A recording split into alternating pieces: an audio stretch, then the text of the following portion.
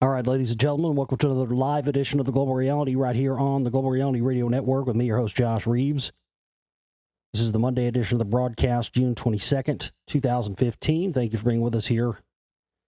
We are glad to be with you and here broadcasting tonight. We'll be getting into various topics of discussion, as we always do. You never know where the show's going to go, and that's a good thing. I like that. I've never been one of those guys that's ever tried to plan out too much far ahead what I was going to talk about. But, I find more and more that that I have to do that, but not that much. I mean, I used to do shows in the past with guys. It was just ridiculous, where, and I've talked about this on the show before, but it's just hilarious to me to see people, literally, we'll have like, okay, for 7 minutes, we're going to talk about this subject. And for 3 minutes, we'll talk about this subject. And then at 19 past the hour and 30 seconds, we'll talk about this subject for 2.5 minutes. And then we'll, I don't know how anybody could try to map out anything like that. So I try to just, as I've stated before, get into things I think are important and get into things that, I feel I have something to add to. That's my thing. There are a lot of topics out there that you'll hear me not discuss or not bring up. And sometimes that's because I feel like I don't have anything to add to it, or I don't see anything within it that I feel is an agenda I need to address or something of that nature. But I don't always know what you're interested in. So it's always good for you to send in emails, and just email me and let me know if you want to ask a question, anything like that. And then I can address it here on the show. And that gives us more to talk about. So always keep that in mind. You can always email me at the show here, globalrealityshow@gmail.com. It's globalrealityshow@gmail.com. I hope you all had a nice weekend. I'm going to be doing my best here to do as many shows as I possibly can now that we're back up and running. We had 2 last week, and we're back up and running here. I wanted to do one on Friday as well, but there just wasn't not a lot to cover, and sometimes we're at the mercy of that. So I'm going to be doing as many shows as I possibly can when there's content available, and also this is I'm in the full throes of working on a film, and that's always the most difficult time to do shows. Because when you're making a film, your mind is focused on that thing. It has to be for it to be right. If you're not 100%, at least for me anyway, if I'm not 100% focused on that particular thing, then I just can't do the work. So it makes it difficult sometimes to have to pull myself away from that and then get up here and talk about, for the most part, topics and whatnot that don't have anything to do with what I'm working on as far as the film is concerned. So, I've been wanting to bring the show back and get the show back up for a while now that we're doing this, but as I've just been so busy, I've become increasingly busy with all the projects. But unfortunately, the nature of this thing and what I do, if I don't do radio shows and I don't constantly have, updates and constant new stuff out there, people just don't think I'm around. It's like they act like I don't exist. And that's difficult because I'm over here struggling, every day to get this work done and to achieve something big with the next film or the next project or whatever it may be. And I've got so many different projects happening all at once. Just because I've moved on and started making this film on the Spellcasters doesn't mean that I've left behind the Lost Secret stuff or the Rockwells or any of that stuff at all. I've just tried to become more multifaceted with what I'm working on here. But as I said, making these films require laser focus because I don't have teams.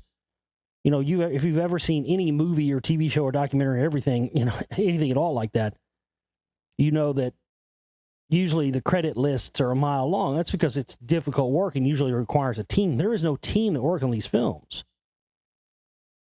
I mean, it's me, myself, and I. That's the credit list.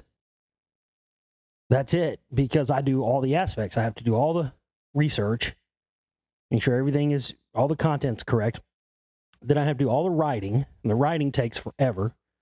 I have to do all the writing, write the script, and then I have to do all the voiceovers. And you got to get those right. I'm pretty good. I generally can nail stuff in one take. Sometimes it takes me more takes, 2 or 3, to get them right. But it just depends on the kind of day. Some days it takes longer than others. Sometimes they just bam, bam, bam, they come right out. And then once I'm done with that, then I have to start taking everything that I have written out and done voiceovers for, and then make it work visually in combination with the dialogue. And it's tedious, and it takes forever, and sometimes 8 minutes of footage can take a month. Just getting it all edited and cut and all the aspects of that, because I do it all myself. So, it's very, very tough, and it's a double-edged sword. Because again, like I said, if I don't get up here and do shows while I'm making a film, then people just forget about me, or they think I'm not doing anything at all.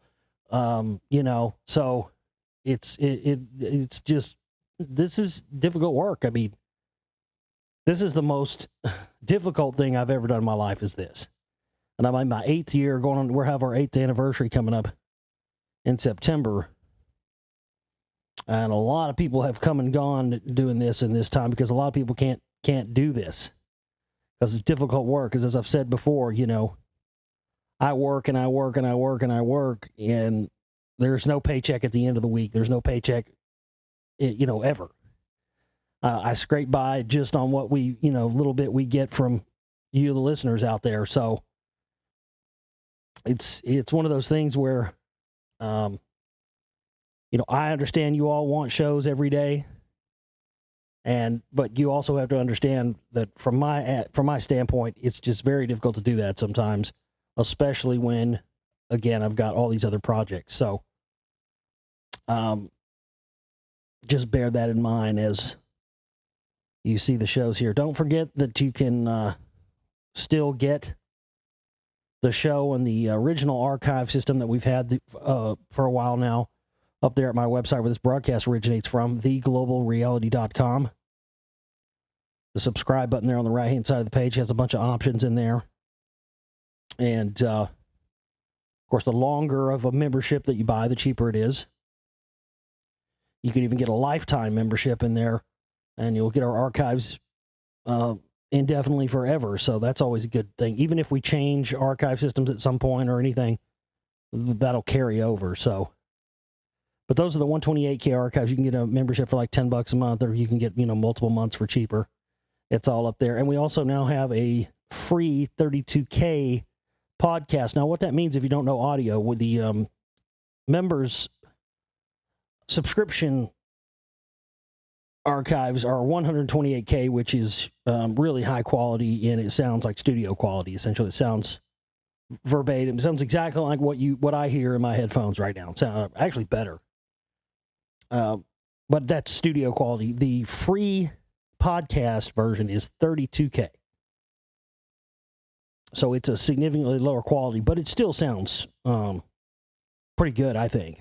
So, but the best way to hear it is definitely to get yourself a membership to our archives.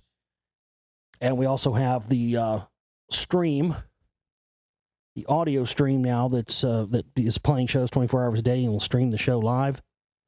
So you can hear the broadcast here 3 different ways. In our podcast, our 32K podcast, by the way, it's I tested it over the weekend. It's compatible with smartphones and tablets and all that stuff. So you can actually download the file itself, the 32K file from the podcast itself, or there's a little player on there on the page, and you can just click on that player from your phone or tablet or whatever it may be, and it'll kick right up and start playing the archive. So it's definitely easier now to hear the shows on portable devices, I think, than it ever has been. So that's something you can keep in mind there.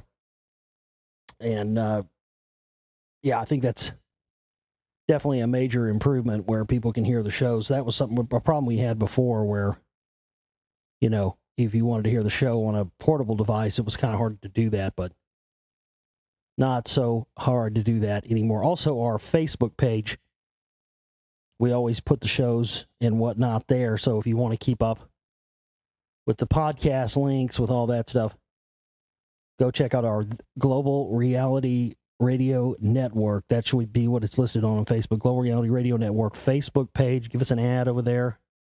Like us over there, and you'll be able to find all our updated stuff. Now, we do put the shows up in the 128K archives first. They go there. So if you get a membership and you have a membership to the high-quality archives, you will ensure that you'll be the first person to hear the shows, and then they'll come up later on the other archives and whatnot there. So just wanted to put that out there and let people know again, because, we're kind of starting back up here after a hiatus. So I wanted to also put that out there. One of the things here, if you're not familiar with the way that I do things, I'm not above having some sponsors. Hell, if you've got a great product out there and you want to have me promote it or, sell it or what here on the broadcast, hey, get a hold of me. We can work something out. I promise you my rates are a lot cheaper than most people's are out there. But for the most part, we try to keep it commercial free, uncensored, all the rest of that here. If you're not familiar with me, I just say what I want. I started feeling back in around 2009 when I first started my own network. I'd felt like a hypocrite because I was on all these networks where I just couldn't say what I wanted to say. These are underground internet radio networks that are not FCC licensed. And yet, some of these people that would run these stations would, act like they were on fucking 50,000 watt flamethrowers or something. And I felt like an utter hypocrite for, talking about free speech and this, that, and the other, and yet censoring myself. So I made the decision I wasn't going to do that anymore. So, if you're not a fan of cuss words and all that, I apologize. But that's also not my fault. It's not anymore my fault that you're offended by, curse words than it is, your fault that, you don't like them or whatever. Point is, I cuss. I'm always going to cuss. I'm always going to express the way I feel. If it requires me to say, the F word or whatever, I'm going to do it. It's the way it is.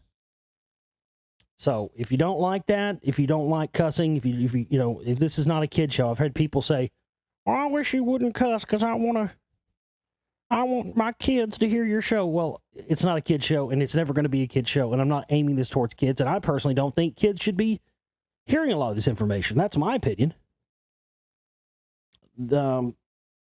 Kids have plenty of time. I understand you want to educate your kids. I understand, it's good to start young, blah, blah, blah. But at the same time, you got to let kids be kids. There's plenty of time for them to get into this stuff when they get older. Save it up till they get a little older and then, hit them with it.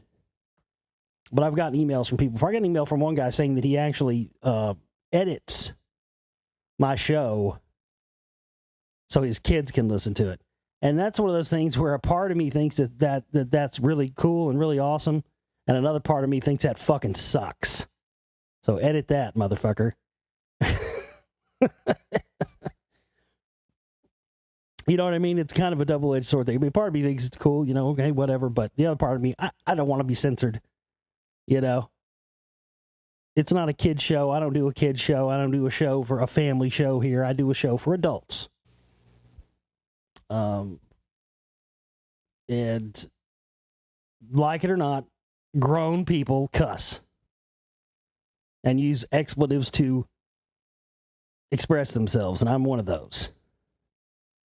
What's so hard about telling that to your kid? That's, to me, and I don't want to give you some parenting lesson or something here. It's not like I'm a parent or anything or can give that kind of advice, but in my opinion, I think you shouldn't be shielding your kids. They're going to hear this stuff anyway. If you think you're going to shield your kids from hearing the fuck word or the shit word or the cunt word or whatever it may be that I might throw out that day. You know, if you think you're going to shield your kids from hearing those words by cutting them out of my broadcast before you let them hear them, I mean, that's kind of a wasted effort. They're going to hear those words regardless, whether it be from TV or movies or music or their friends or the internet or anything else. And you can try to, you know, do all the shielding that you want and try to keep them from that. But in the end, it's going to be a wasted effort. If they don't hear it from me, they're going to hear it from somebody else. And I think it would be a more appropriate parenting response to say, hey, you know, teach your kids the difference. These are adult words. These are words that are appropriate for adults to say, but they're not appropriate for children or kids of your age to say, whatever. Teach them how to tell the difference. That's what you do, because then you don't treat them like they're some dumb idiot little kid, because kids don't like that. I hated that when I was a kid. I hated it when some adult would try to talk down to me, condescending like some baby little kid. Even when I was small, I hated it. I always liked it when one of my, you know, dad's friends or something, when I would come over and one of my dad's friends would be like, hey, what's up, Joe? You know, would just talk to me like I was a regular person. That made me like those people better. And that's how kids respond. So keep that in mind, kids, adults, parent of your kids out there, parents. If you're afraid that they're going to hear Josh Reeves say cuss words and you want to edit his show to shield them from these words, you know, maybe try to think about a different approach. Because then you're making it seem like I'm the only person in the world that uses those words or something. You know, like I'm the bad guy. So, but I've always tried to keep uncensored and keep it commercial free here. I don't mind doing live reads and having banners up on the website and stuff like that, but I've just never wanted to have, you know, 5 minutes or 10 minutes of talking and then have to stop and take a commercial break and for 5 minutes and then come back. I'm not into that at all. It bugs the shit out of me when I have to go on some radio show and be interviewed and do that. So and listeners don't like it either. So I don't do that here. And again, now that we're offering the show for free, this is an experiment, and I hope this experiment, whether this experiment succeeds or not, is entirely up to you guys out there, the listeners. So, in lieu of doing what we've done since around 2012, we started having the show be membership only. The only way you can hear the show is to have a membership. Now we're offering free archives and the stream and all this. But in order for this experiment to succeed and for this to continue, we're going to have to meet our monthly goal every month. And we have our donation banner for that up there at my website, theglobalreality.com. It's down underneath where you can subscribe to the archives. The Global Reality June 2015 monthly operating cost goal. We've got a little over a week to go on this, 8 days to go. And our goal is $650. So we need everybody to pitch in there so we can meet that goal for the month. And you can do that at my website. You can also pre-order the film that I'm working on right now, The Spellcasters, at my website. You can pre-order DVDs, Blu-rays, downloads, all that stuff up there. Things are I'm happy to announce things are starting to come along. I'm getting close to being done with all the writing. Once I get all the writing done and all the script writing done, things tend to start moving pretty quickly after that. But right now, I mean, it's one of those things that always happens whenever I make a film. You've heard me talk about this 1,000 times if you've been listening to the show for any amount of time. It always happens. Every time I go to make a film, I end up finding more than I bargained for and more stuff, and it's just, but that's good. It's such a learning experience. That's one of the most rewarding things about making a film, is that I always come out of it knowing more than I did before. And this film certainly been exactly the case of that as well. Another way you can support our work is by hitting up our Amazon.com wish list that's up there at our website as well. You can get buy items, purchase items off of there that get sent directly to me, and we have a lot of stuff there that we need for filmmaking. Everything up there really is under the guise of the filmmaking, the radio shows, and all that stuff. We've got music instruments and gear and stuff up there we need for soundtrack creation. We've got cameras, computers, all that kind of stuff up there. All of that goes to help make our films and all of our work be better and better and better. And thank you to those people who have gotten stuff off our wish list for us through the years. That always helps whenever we have somebody get there. So if you don't want to make a cash donation, you can always do that. And that definitely helps. We've got some listener emails I'd like to get into with you tonight. We don't have a big ton of news, not as much as you would expect for a Monday. So we'll get into some emails here. This one is from Noah. Noah says, hello, I was curious about something that you mentioned during one of the tablets in the Emerald Tablets of Thoth reading. You said that immortality is a chromosome in our body and it's been proven. No, actually, I didn't say that at all. This is one of the more frustrating things that I encounter a lot from quote-unquote listeners, and that kind of is an oxymoron term because a lot of people just flat don't fucking listen, to put it bluntly. I can't tell you how many emails I get from people who, oh, you said this and this and this, and you said that, and it's not even what I said at all. They heard what they wanted to hear, and then they're asking me to explain something that I didn't actually say, that they assumed I said or twisted around from something I said. I never said that immortality is a chromosome in our body, number one. I said that according to the ancient Sumerian text and according to what is talked about in there, it talks extensively about the Anunnaki saying that there was in our genetic makeup, in our genes, chromosomes,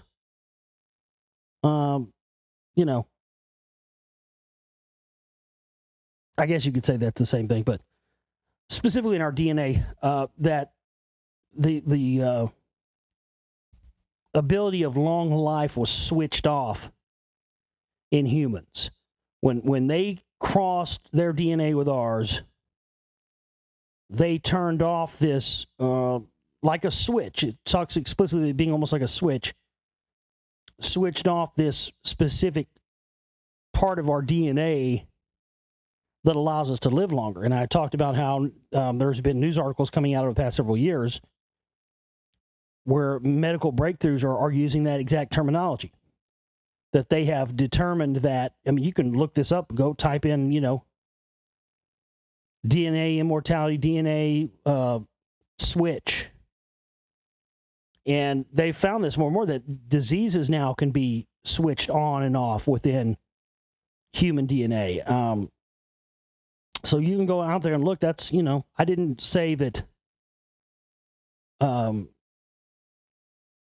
it's been 100% proven. What I've said is that there has been news articles and studies that have come out now where science is even saying that specific things within our DNA structures can be turned on and off like a switch, and that terminology mirrored exactly the same terminology that is used in the ancient Sumerian text. So there you go. I hope that clears that up for you.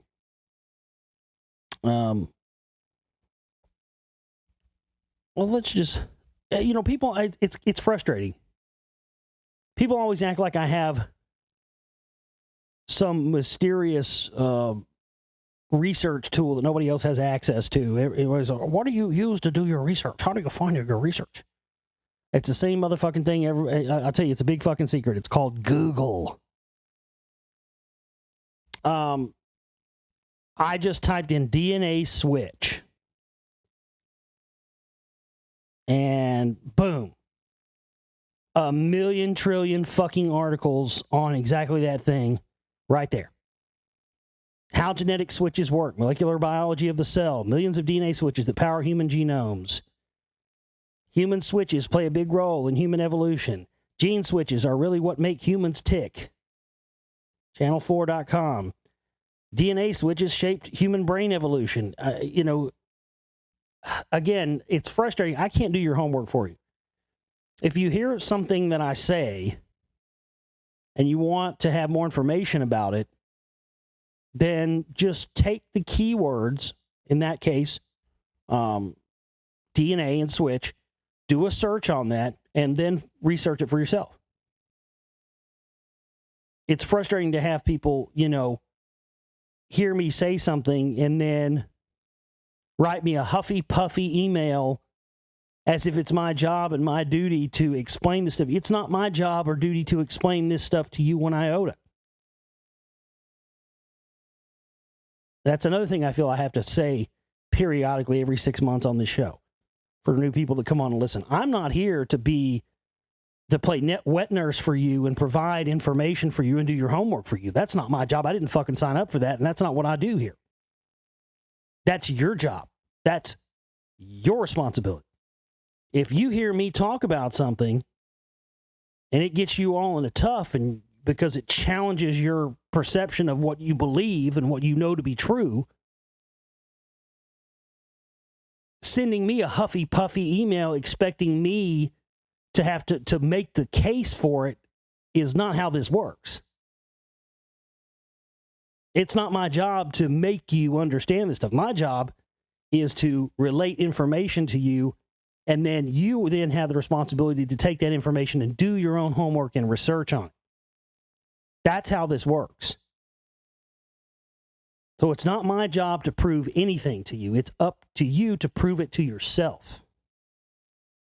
Take the things that you hear, if you hear me talk about something like that, and research yourself and find out for yourself whether or not you believe it's true or not. Because see, when I say something, that person's coming from the assumption that, people always do this. They think because they hear me say something that I 100% believe it's true or something. And my opinion on it is not important. That's something you should take on your own and look it up and find out for yourself what you believe. Because anything other than that is just someone pumping you full of their own opinion. And yes, a lot of stuff that I get up here and I say and whatnot is my opinion. But I'm not trying to pump you full of my opinion. I'm strictly trying to, from my opinion, from my own research, and from my years and years of looking at all this stuff, give you something to start with that you can then take on your own, look more and deeper into, and then come to your own conclusion about. And I know that's difficult to understand because most everybody else out there that does this kind of stuff strictly wants you to just exist within their little, walled garden or walled, complex, whatever, their little area. They want your brain and mind to exist strictly in there and not go outside of that. But that's not how I am. I don't want you to just become parroting drones of what I talk about. That's not what this is about. This is supposed to be to provide the jump start for your own journey of researching and going down the road. Because if you don't experience that, then you're missing out on the entire point of why you should be interested in this information. No radio host, not me, not anybody else out there, can ever give you the information or the experience that you will have for yourself by doing your own homework, doing your own research, and coming to your own conclusions on this stuff. And again, if you don't have that experience of digging and finding this stuff out for yourself, it's just not as fulfilling. Because no matter, I can sit here and do 1 million shows till I'm blue in the face, till the cows come home. I can make 1 million movies. And no matter how many hours worth of shows or how many hours worth of movies that we make, they will never get all the information in there, and they will never give you everything you need to connect the dots. Having the ability to see what all of this stuff really means and what it's about and what the truth is only comes from years and years and years of researching it on your own, retaining the information, and then being able to go back and piece all these things together as they happen through the years. I've had people who, newbies, people who have just woke up to this stuff. They think that it's like the fucking Matrix, like they can just sit down and you just flip a switch and you can just download 30 years worth of research or something into their brains automatically. I can't tell you how many people I've had, hundreds of people through the years sending me emails. I need you to tell me everything you know about all of this stuff right now. I need you to send me an email with detailing everything you know about all. And I'm sitting there going, do you have any idea how impossible that would be? Nobody can, you can't just go to somebody like me. Oh, well, you've been researching this stuff for 25 years, so I'll just go to you and you can give me all the answers. You could save me 25 years of researching. That's not how this works. It's your responsibility to research this stuff and find out the truth for yourself. I'm not going to lie to you. I get really, although, as I said before, I like when people ask questions and I like you to send in questions for the show. But at some point I get a little sick of it sometimes because I get a lot of people who they want to take from me. They want to ask me all these questions. They expect me to answer every question, at their whim, but they don't want to do anything in return. I've had that happen a few times. And there was a guy a few months ago who said, who had I'll have some questions about this, that, and the other. And it kind of seemed like he was data mining me. I have a good nose for that kind of thing, data miners. And he said, "Oh, answer my questions, and I'll make a big donation for you." So I made a special YouTube video just for him and everything, answering all his questions in detail that he had. And of course, he didn't end up following through. I came through on my part of it. We made a deal. We had an agreement. I came through on my part. But then, of course, he didn't come through on his part and donate jack shit. And so I'm not going to do that anymore. I'm not going to be and in fact, I'm thinking about starting my own, what I'm going to call my own informational consulting company, Josh Reeves Information Consulting. And for a fee, I'll answer any questions and give you any information you want to know about any of this stuff. But I'm not going to sit over here and be everybody's own personal data provider or homework doer and get nothing in return for it. I mean, you think that I've spent my whole life researching this and I'm just supposed to just give it away to you for free, for nothing in return, just out of the kindness of my own fucking heart? Doesn't work like that. Doesn't work like that.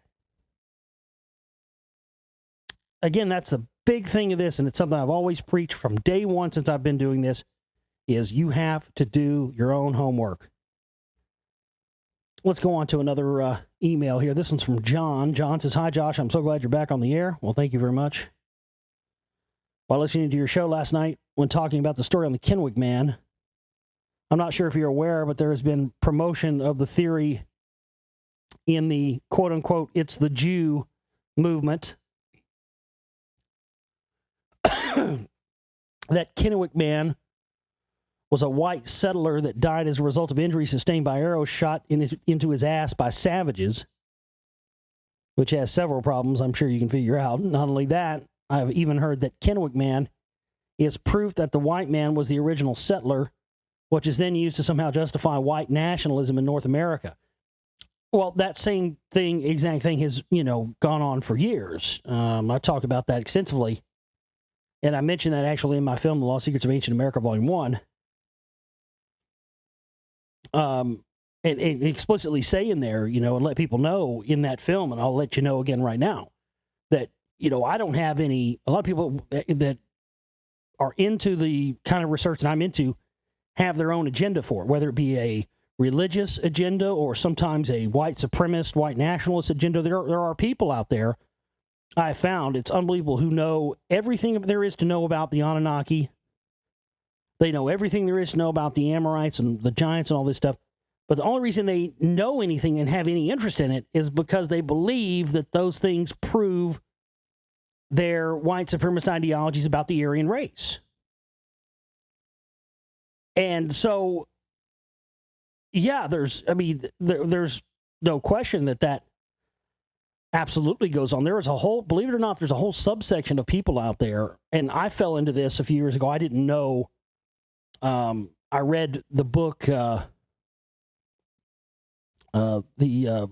was that guy's name? Oh, we talked about in Lost Secrets of Ancient America too.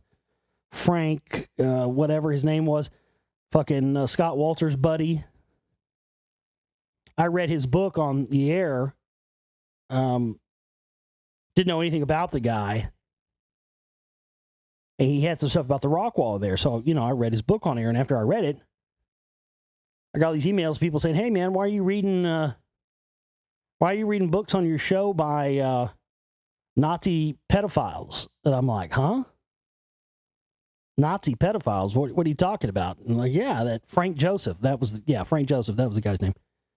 Yeah, that Frank Joseph guy. And I looked it up, and sure enough, Frank Joseph, he got caught, by in the back of a car with like having sex with two 10-year-old boys. Him and Scott Walter are like thick as thieves. And this guy like started, a lot of the white nationalist movements and whatnot in America. He was who Henry Gibson's character in The Blues Brothers, the Illinois Nazi. His character was based on Frank Joseph. We show their pictures side by side in Lost Secrets of Ancient America, Volume 2. It's unbelievable. They look almost identical.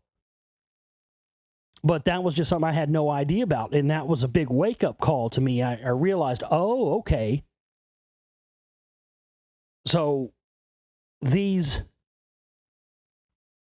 neo-Nazi and white supremacist type people are into this lost secret stuff strictly because they think it proves their point on the Aryan stuff. And hey, believe it or not, there's a reason why they're into that, because a lot of the evidence does point in that direction.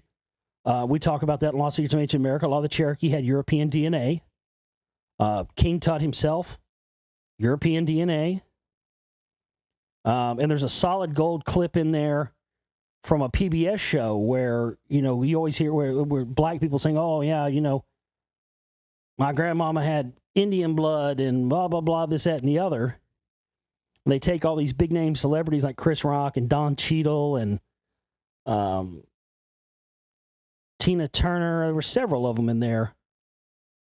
And who had said they had Indian blood in them. Oh, yeah, I heard my family's... And when they did their DNA results, they came back with 0 Native American and a whole lot of European DNA.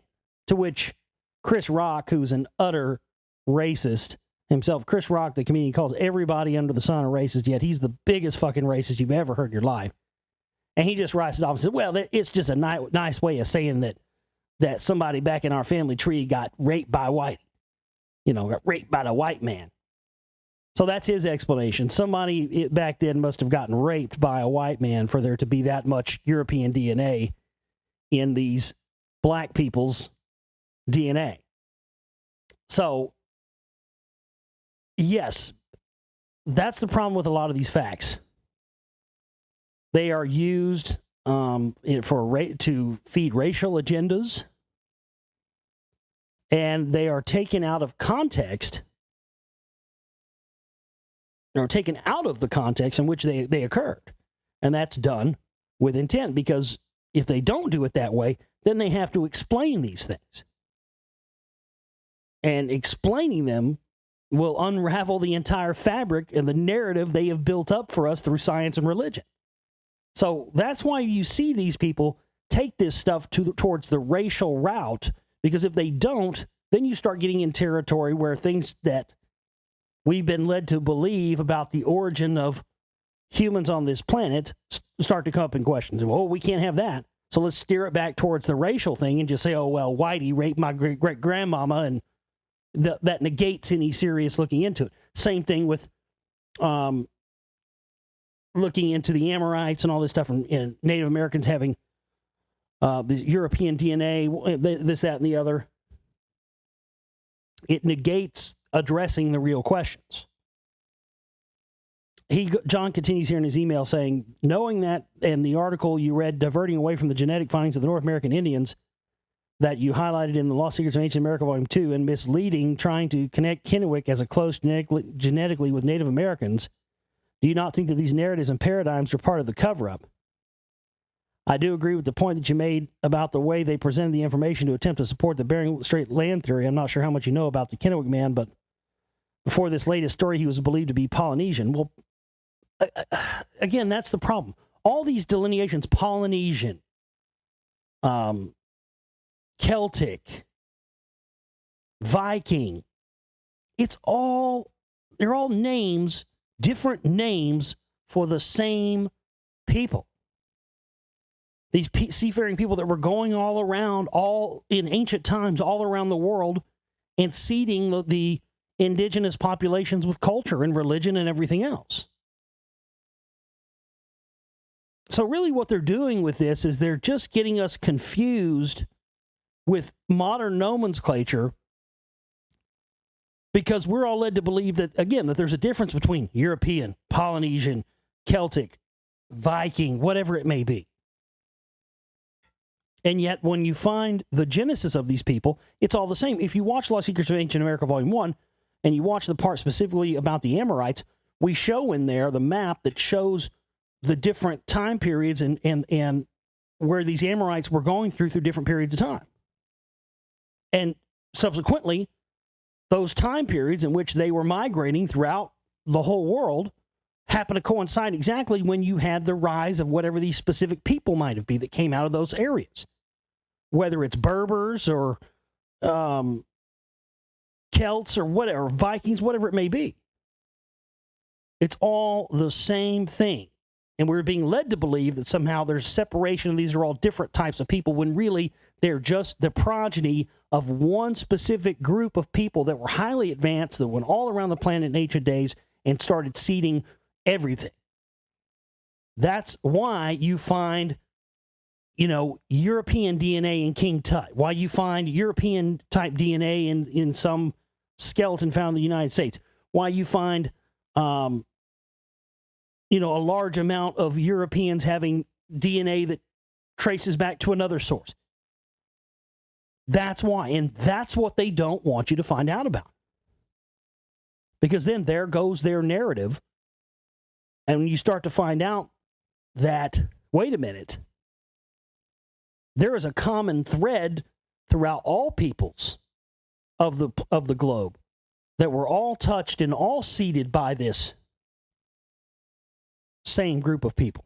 Yet we're being sold this lie that somehow there's a separation and these are all separate peoples. And that's where the control element comes in.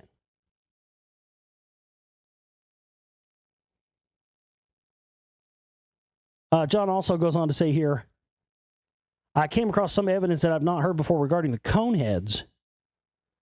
I came across this doing some research on the Huns and found information that they practiced the cranial deforming as well as the Bulgars. From that, I came across this information on a fetus skeleton with an elongated skull. There is another part you can see linked at the bottom. So there you go. I hope that helps, John. Yeah.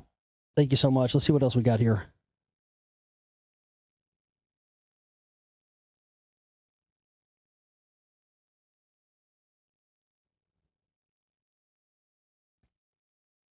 This is from Michael. Michael says, hello, Josh. I'm a fan of your work. Imagine this, if you will. You experience strange ET contact and happenings your entire life. Well, I've had that happen. They begin to communicate through telepathy, leading you to cosmic spiritual truths regarding how thoughts create reality, subject matter. They begin to reveal themselves in the physical in the orbs of light and plasma over Lake Erie. They allow you to film them. Your footage goes viral, gaining worldwide attention. Your footage lands you on a primetime TV show called UFO Hunters on the History Channel. On the episode, they decide to test your blood, and it is revealed you do not have normal human blood. The UFO hunters uncover a very rare blood anomaly bloodline that the world's best military and civilian doctors are at a loss to explain. The host of the show, legendary UFO researcher Bill Burns, goes on to say, quote, "I've got a funny feeling that you are being recruited, and there's a branch of the government that you're being recruited for, that somehow, some way you are a hybrid between ET and humans, and they are giving you a course of study preparing you to meet your ET higher self. Soon after the airing of this show, you are indeed contacted by this branch of the government called the Labyrinth Group, and you are offered a course of study." I'm going to stop right there. There's more to this email. Wow. Well, first off, I feel sorry for you, sir, because you're being rooked. I don't doubt anything that you're saying. I don't have any reason to doubt anything that you said about, what you just said. But the part where you get to it, where it says, the government's contacting you and they're contacting the secret ground. Oh God, man, I'm sorry. I feel bad for you, dude. I mean, you're fucked. I mean, that's what they want. Yes, there are people walking around out here in the general public just like you. But the big difference is that not all of them, see, they want to control, that's the problem, man. They know that there are hybrid people walking around and they're a threat to the government. And they want to keep tabs on all those type of people. If you've ever seen the X-Men movies and you've seen the mutant registration program, that's what that's a play on. The mutant registration program in the X-Men is a play on the government having a secretive program to identify alien human hybrids walking around the earth that just appear as everyday regular people like you and I and everybody else.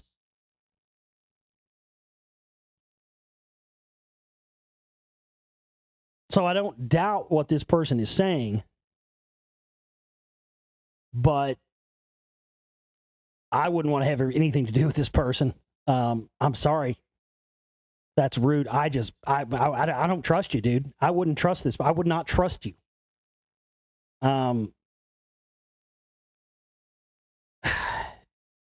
Once you start going into these secretive government groups and whatnot like that, I mean, you just don't know if you're being mind controlled. And that's a problem with a lot of this stuff. A lot of, I have no doubts that extraterrestrial experiences and interaction stuff are real. I've had experiences and I've seen UFOs and everything else myself, but I also am aware that some of this stuff is really, MK Ultra type mind control stuff that's masquerading as extraterrestrial experiences, and the government has been doing this stuff for decades. So while I don't doubt what you're saying here, sir, about your bloodline and your experiences on these TV shows and all this stuff, I don't doubt that. But I would have a real tough time trusting you, because I don't know what those people have done to you once you've gone and, willingly gone into some government group. And you have they could have done all kinds of programming to you. And even though you would seem like you were aware and that you knew what was going on the whole time, man, you just don't know the extent of it. And I'll read more of this guy's email, and I think this kind of stuff kind of took this guy by surprise. It seems to me that he didn't really have he mentioned something about not even ever knowing what the term Anunnaki was. So that leads me to believe that prior to this happening to this gentleman, he didn't really have a knowledge of any of this stuff at all.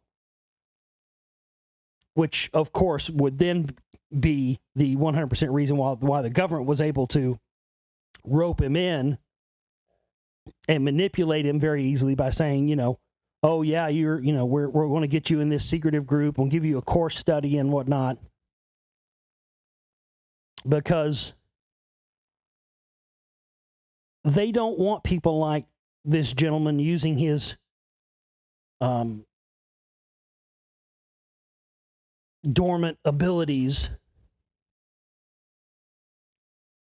for purposes that don't fall under their umbrella. They are constantly looking for people who are of these bloodlines and people who have these traits because, again, they want to not only keep track of all these people, but use them for their own devices. So I'll continue his email here. He says, I got a funny feeling that you are being recruited and there's a branch of the government you're being recruited for, that somehow, some way you are a hybrid between ET and humans, and they are giving you a course of study preparing you to meet your ET higher self. Soon after the airing of the show, you are indeed contacted by this branch of the government called the Labyrinth Group. I'm going to have to do some research into that because I've never heard anything about that. And you're offered a course of study. Then you are met by beings claiming to be ETs, and these beings announce themselves as the Anunnaki, which is a term at that point in time you didn't even know the meaning of. These Anunnaki tell you that you yourself are an Anunnaki incarnated into the Nephilim royal human Anunnaki hybrid bloodline. And then this secret branch of the government begins to inform and guide you to information to make sense of all this. Welcome to my world. Wow. Well, I really feel bad for you, buddy. I'm sorry that the government came in and got their dick fingers into you. I wish you could have found somebody like me first. But then he goes on to say something very interesting here, and this is really what caught my attention about this email, because if what this guy is saying is true, then he's 100% the proof of everything I've been trying to prove with my Lost Secrets work. He says, welcome to my world. By the way, I am of the Mound Builder Nephilim bloodline. I am Sanaka of the Iroquois Indian tribes. Let me share some of what I have learned regarding the Mound Builders. And he has a link to his website for an article that's entitled Ancient Advanced Mathematical Code Broken. Nephilim Amorites, a lost tribe of Israel, became the giant mound builders of North America. Yeah. I proved that in my Lost Secrets film in 2012, Lost Secrets of Ancient America, Volume 1. Let me know if you ever want to chat. So that's an interesting email. That's the, believe it or not, I get way kookier shit than that on a fucking daily basis. I mean, I got shit I won't even get up here and fucking read. I've gotten that's just kookville shit. But I don't think this guy's a kook. I don't think that he's lying about any of this. I've got a pretty good bullshit detector, but I just have to say, you know, I would be skeptical and I would be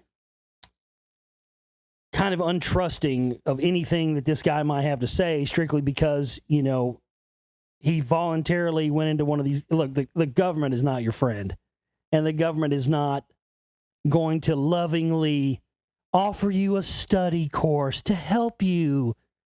They want to help you discover your Anunnaki-ness. Yes, they're loving.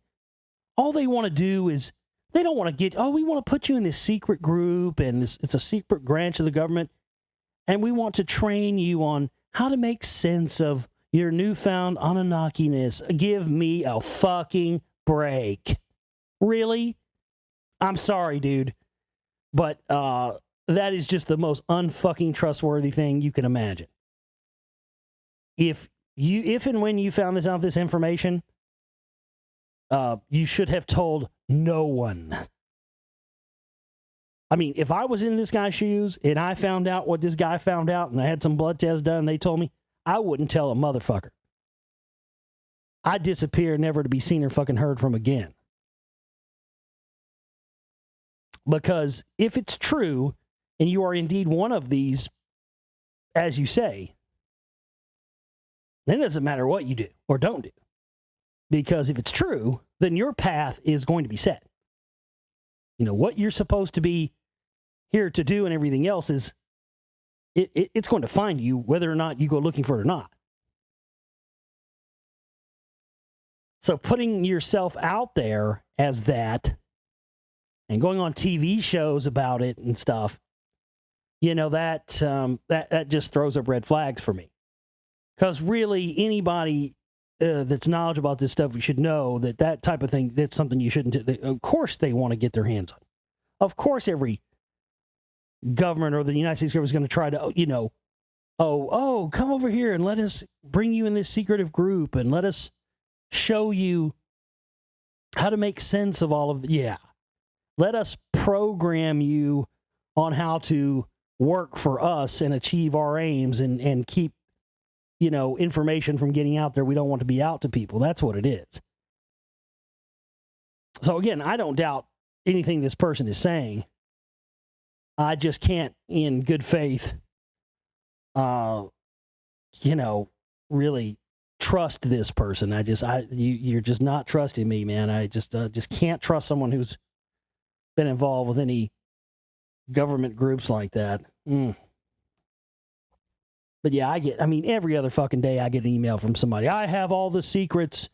Look, I'm not going to call you. This is another thing I need to address. I get all these people all the time that say, I'll donate to your work, but you need to call me and I want to talk to you and then no, I don't have time to do that. I don't have time to call and you understand, I get 200 people a day that want me to call them on the phone. And I'm just suspect of that. Why you need me to personally call you and talk on the phone? We've had thousands of people through the years donate, and none of them have expected a personal phone call. It's this whole thing where, call me, I need you to call me, and I need to discuss it. I have people, I'll tell you all the secrets of the universe. I have all the secrets. Literally, I've had 1,000 emails like this, folks. I'm not exaggerating. Or somebody will email me and say, I have all the secrets that you're looking for. I know all about the Lost Emerald tablets. I know all about this, that, and the other. All the answers you seek, I have. Okay? Let's hear them. No, I need you to call me and I'll tell you. No. I don't know whether you're some government spook that's putting mind control frequencies through the other end. I just don't know.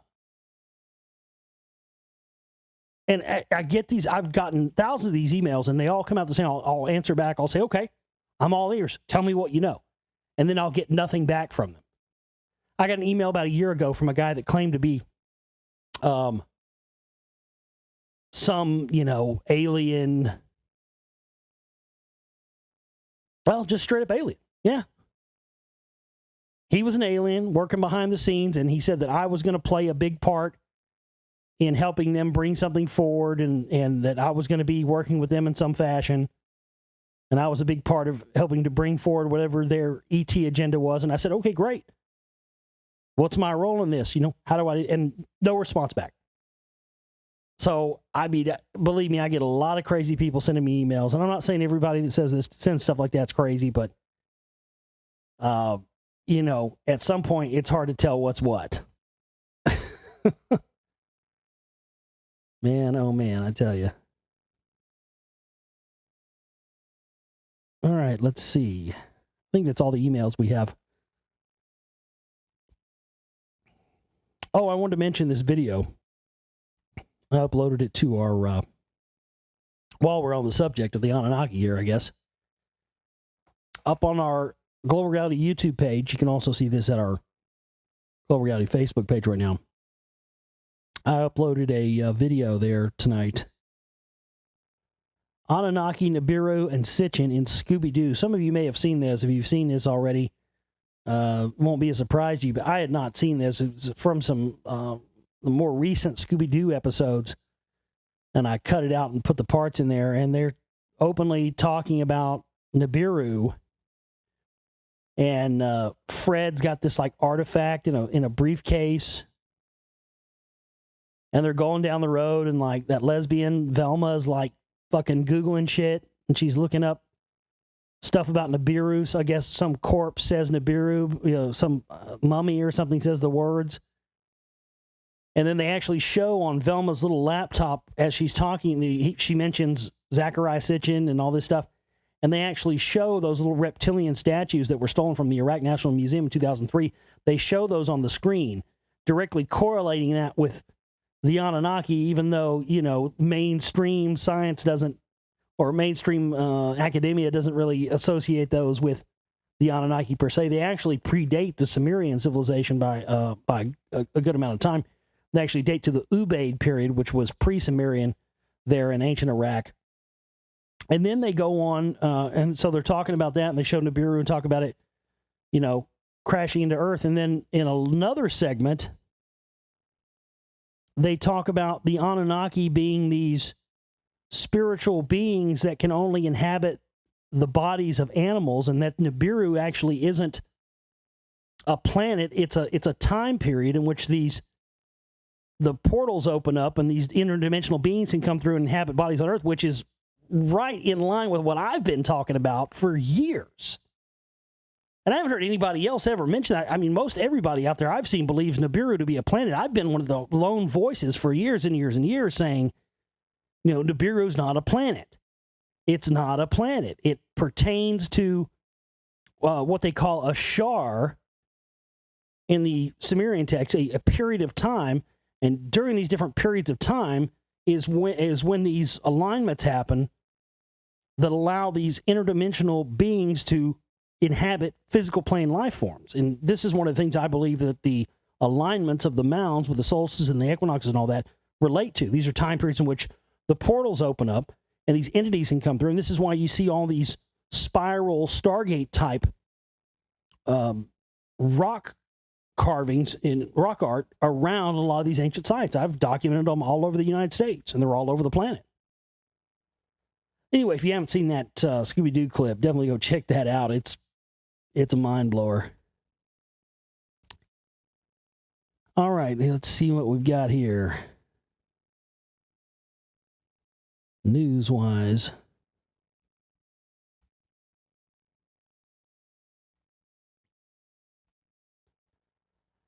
Scientists discover 430,000-year-old murder in Spain. Now, that's interesting. We talk about in Lost Secrets of Ancient America, Volume 1, the 432,000-year pre-flood cycle timeline in which these gods came to Earth and started setting up cities somewhere around the 200,000-year range. So that would mean that this person that was murdered, it was discovered in what is present-day northern Spain, lived during the first 2,000 years that the Anunnaki were here on the planet. That's wild. An international team of scientists have uncovered what they suggest is a likely case of murder some 430,000 years ago.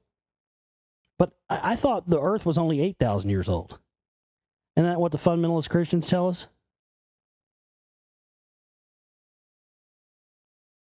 What they suggest is likely a case of murder some 430,000 years ago among prehistoric humans living in what is now present-day northern Spain.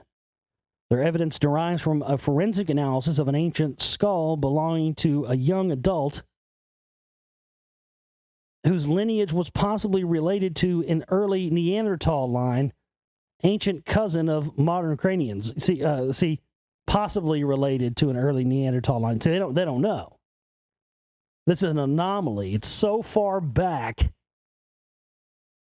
that this is, this was probably one of their, and just from my studying of the Sumerian text and whatnot, this is, it says it was murdered. This, to me, judging by the timelines, this would have been probably one of the very early prototypes.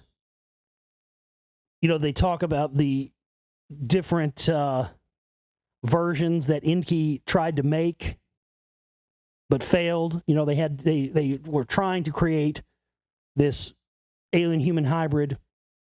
I mean, they had different snags, like they couldn't get them to breed or whatever, different problems. This, to me, just judging by the timeline and everything, and what they found seems like this was one that was, an experiment that was euthanized.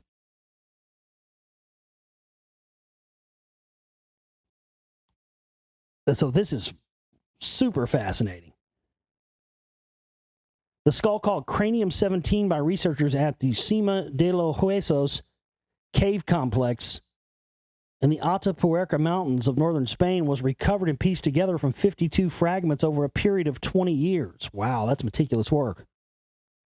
It was found and studied among an assemblage of over 6,700 bones representing at least 28 individuals. Led by Nohemi Sala from Centro Mixto in Spain, the team of researchers examined the skull using modern forensic techniques, including stereoscopic light and digital microscopes, an industrial CT scanner, 3D imaging technology, and contour and trajectory analysis. The scientists focused on two peculiar penetrating lesions on the frontal bone above the left eye. They were unlike many of the bone fractures on the other bones recovered from the site, which by examination were shown to have been caused by geological process disturbances or as a result of having fallen down a vertical shaft into the cave, perhaps by accident. But the results of the study on cranium-17 indicated that both fractures were likely produced by two separate impacts by the same object with slightly different trajectories around the time of the individual's death. Now sink that in. Let that they say that and they blow right past it. But let that sink in for a minute. The fractures on this skull were likely produced by two separate impacts by the same object. So this is like a magic fucking bullet. This is like an ancient extraterrestrial magic bullet, isn't it? Because that's what they say right there. Two separate impacts by the same object. Like something shot through it and then came back around and shot through it again. That's fascinating. Rather than the type of fracture, their location, and the appearance of having been produced by two blows of the same object, the researchers were led to interpret them as the result of an act of lethal interpersonal aggression, or what may constitute the earliest case of murder in human history.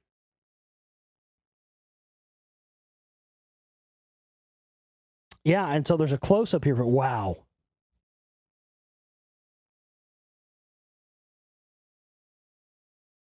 It's a double tap. Yeah, there's closer pictures of it when you scroll down. Wow, it's a double tap. This is a 430,000-year-old double tap. Wow. It's like someone took a fucking pistol with a silencer on it and just pop, pop, double tap. Wow. This is unbelievable. Yeah, the close-up picture they have of this. I don't see any, there doesn't appear to be any exit wounds, but there are two entry points side by side that are identical. This is a double tap. And this wasn't done, as they said here, this wasn't made by someone fracturing or hitting with you would think 432,000 years ago, you would think the only thing that could have done this was a blunt object, right? It's the only thing somebody could, but if you believe what science tells us about what was available to hominids living 430,000 years ago, we're led to believe the only thing they had were fucking sticks and shit like that, right? They certainly, by any indications that we're given by mainstream academia, didn't have weapons 430,000 years ago with the ability to create a side-by-side double tap. And that's what you got here. Unbelievable. I think this is absolutely a case of, I think this was one of their early experiments. I mean, if you think about it, so there was a 400, Sumerian king list, where this information comes from is the Sumerian king list. You can look that up. And the Sumerian king list is what details this 432,000-year pre-flood cycle in which these gods first came to Earth and started setting up cities and started creating hybrids with the indigenous hominids that were found on the planet. And that fits precisely into that time period in which they were, trying to perfect it and get it right. So this would have been during the time period of the beginning stages of the Atlantean days, is what this would have been. And we know from ancient texts and whatnot that talk about Atlantis, that humans were considered as we consider cattle, horses or sheep or anything else, cattle. That's what humans were then, beasts of burden. The same way that we look at cows in a field driving down the road during Atlantean days, that would have been humans out to pasture. This was an execution. Somebody wanted a quick, swift death, and they did it with something that, at this point, as far as what we're told, didn't exist during that time. And boy, they sure dance around in this article, and they don't want to call it what it is, but that's what it is. It's a double tap. It's a fucking double tap. Two holes perfectly side by side, the same diameter, and they're so close together that they become one big hole. But you can see where it went in at two separate times. But yet, according to the findings, they were done with the same device. Wow. That's an amazing find. A 430,000, a pre-flood Atlantean double tap. Well, that's not something you see every day, is it?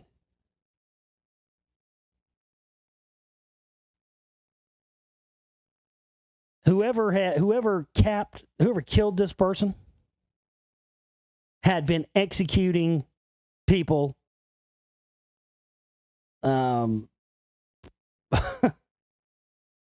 with ease and it wasn't their first rodeo, so to speak. That's really insane. Wow. Pyramid spotted on Ceres. You've all heard about the mysterious glowing lights there on Ceres. Mysterious lone mountain discovered towering over the surface of the dwarf planet. The latest images of Ceres taken by the Dawn spacecraft have captured a fascinating pyramid-shaped mountain on the surface.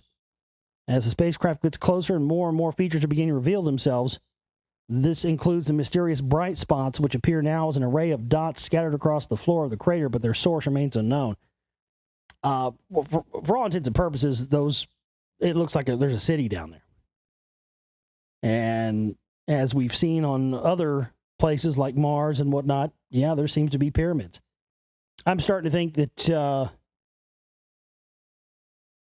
this Ceres thing is going to be how they roll out the extraterrestrial existence thing. I think this is starting to line up to be that event. I think this is how they're going to do it.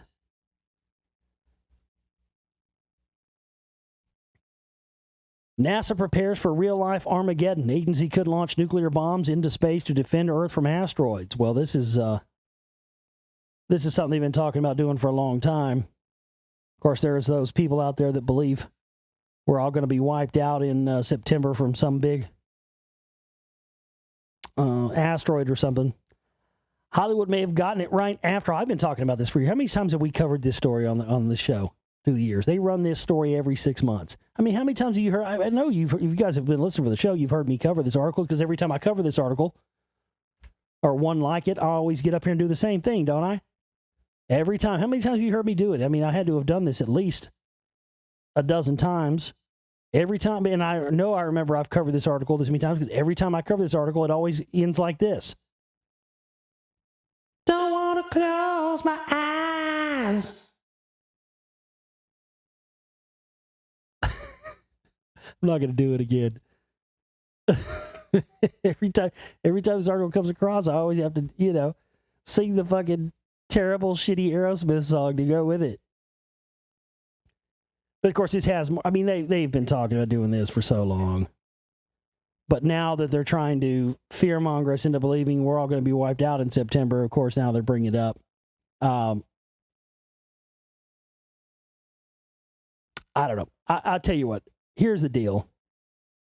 I keep looking into this, and I just don't. Everything you see has that old cunt Lindsey Williams name attached to it, as far as it fucking September thing. I tell you what, I'm going to keep looking into this. believe me, ladies and gentlemen, if I find anything that leads me to even remotely believe that an extinction level event is going to happen in September, I will let you know. But as of right now, I see no reason to hit the bunkers. I think this is just a way to get people to put worry and fear and resources into something unnecessarily so that they're not prepared for other things that may happen. I mean, I think that there are definitely many more earthbound threats that could happen between now and September. I mean, another, an event that could make 9/11 look like a fucking walk in the park. Another government-sanctioned terror event. They're hinting at it hard. I have not seen this many hints towards a quote-unquote 9/11 style government-sanctioned attack since right before 9/11. And right before 9/11, they were all over the place. They were all over the news. There were hints at it. And there's a ton of those going on right now. So I think that, again, as I stated last week, I think there's definitely a possibility that they could fake an asteroid or meteorite impact. I mean, they've got these things like what do they call them, the Rod of God, or whether they're kinetic energy weapons. Like the X-37B, supposedly supposed to double as one of those. Basically, it's a kinetic energy weapon. It's like a giant,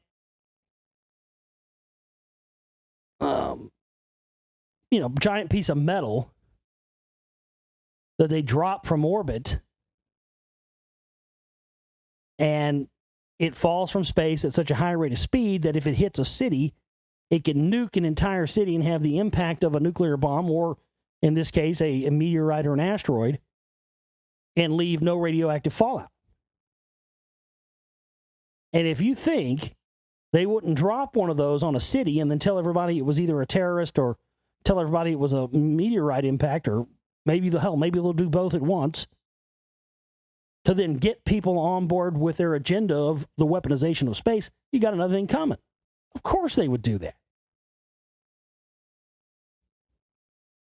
Look out, sun unleashes triple whammy geomagnetic storm on Earth as forecasters prediction massive aurora and possible problems from severe storm.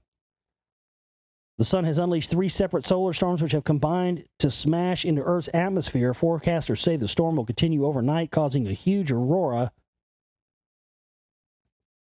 to be visible and even potentially causing problems with electricity supplies on Earth. It could cause strong auroras as far south as the Canadian border with the U.S. And, of course, you look at the epicenter of this stuff, and it originates right up there around where the HARP facility is located, because that's exactly what they could do with that.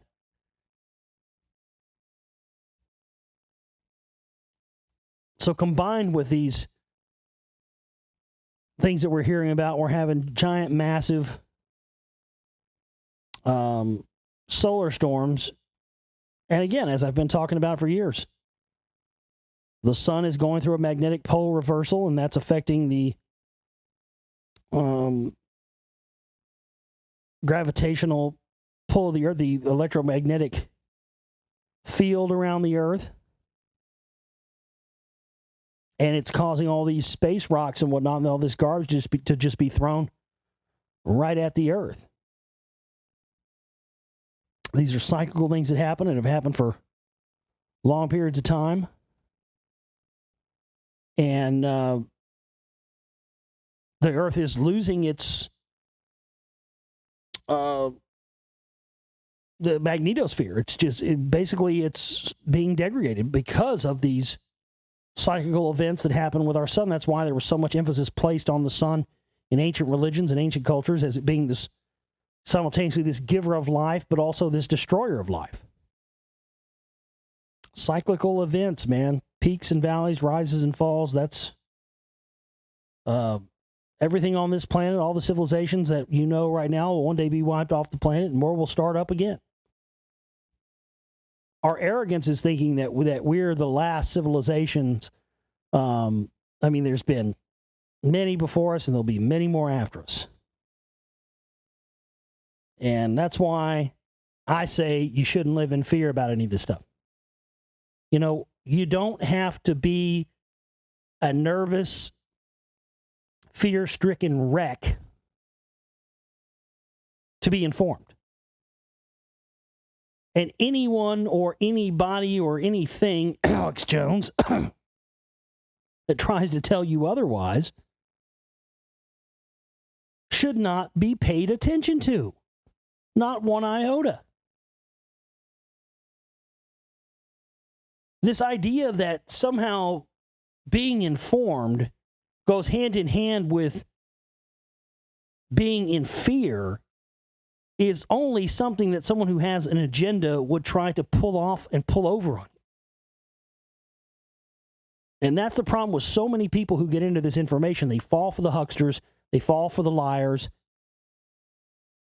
and they think that somehow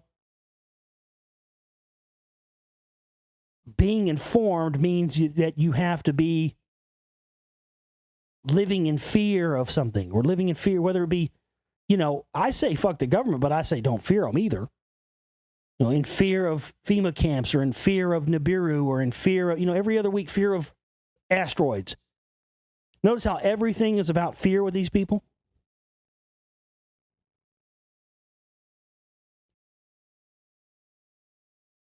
You want to know what the real truth is? Because I can tell you. The real truth is this.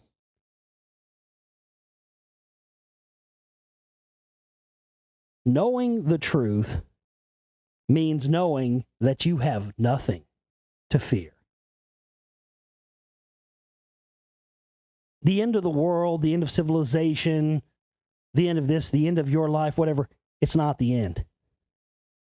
You have nothing to be in fear about. You have every reason to inform yourself and to, while you're here, use the limited time that you have on this in this existence to learn everything you can and better yet, relearn everything you can. You know what they say, learning anything is just remembering it again for the first time. Everything that you need to know and can know is already in your brain and within you. It just requires being unlocked. And I know this because I've experienced this. Because every time that I find some new revelation of information, it's not as if it's almost as if I've already knew it. It's just coming out of me like it's already been there, waiting to be discovered. And that's the real truth. The real truth is you have nothing to fear. And those who try to get you to live in fear of the government or FEMA camps or Jews or Nazis or whatever it may be are trying to keep you trapped within the machinations of the 5 sense reality so that you can't ascend to other levels and gain truth and do anything with your knowledge in the limited time you're here because you're paralyzed by fear. Fuck fear. Truth and information is what's important. Do whatever you can to nurture the truth and finding that truth while you're here.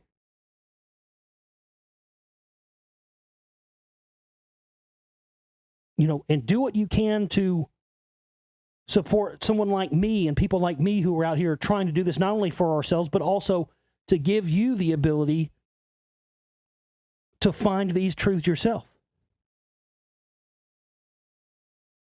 And not all of us are lucky enough to be able to find in life what we're put here to do.